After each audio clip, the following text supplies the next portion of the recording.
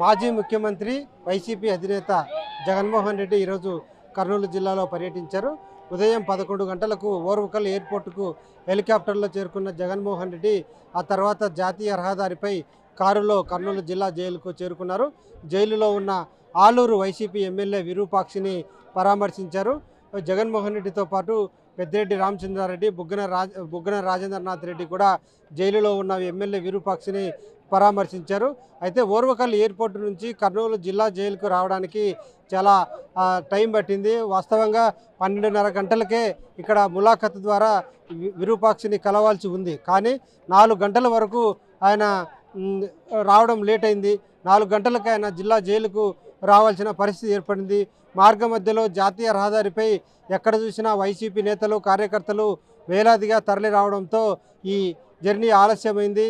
దాదాపు 12:30 గంటలకు జరగాల్సిన ఈ ములాఖత్ 4 గంటలకు జరిగిందంటే పరిస్థితి అర్థం చేసుకోవచ్చు.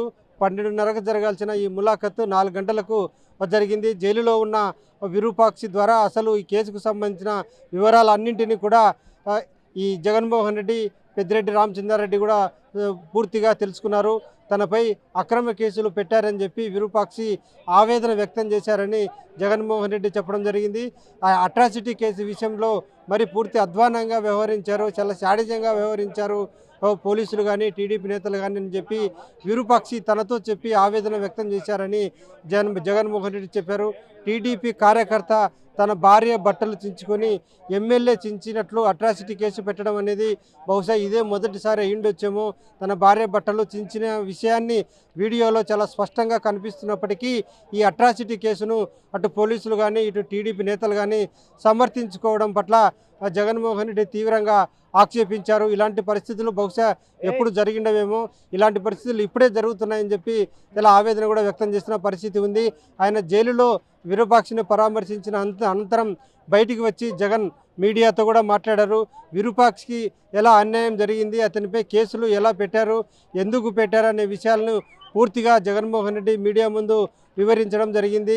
అట్రాసిటీ కేసు విషయంతో పాటు అటెంప్ట్ మర్డర్ కేసు విషయంలో కూడా జగన్మోహన్ రెడ్డి చాలా వివరంగా కూడా వివరించారు. నేమకల్ సంఘాల గ్రామానికి చెందిన వైసీపీ కార్యకర్త గిరి తనను టీడీపీ కార్యకర్తలు చంపబోతున్నారు, తనను రక్షించండి అని చెప్పి ఎమ్మెల్యేకి ఫోన్ చేయడంతో ఎమ్మెల్యే హుటాహుటిన పోలీసులకు చెప్పినప్పటికీ కూడా పోలీసులు ఎవరు కూడా స్పందించకపోవడంతో ఎమ్మెల్యేనే స్వయంగా తన తమ్ముడు, కుమారుడితో కలిసి కార్యకర్త గిరిని రక్షించేందుకు ఆ గ్రామానికి వెళ్ళడంతో ఈ పరిస్థితి ఏర్పడింది. గ్రామంలో తన తమ్ముడు శ్రీరాములు కూడా గాయపడ్డాడు, ఫ్రాక్చర్ అయింది.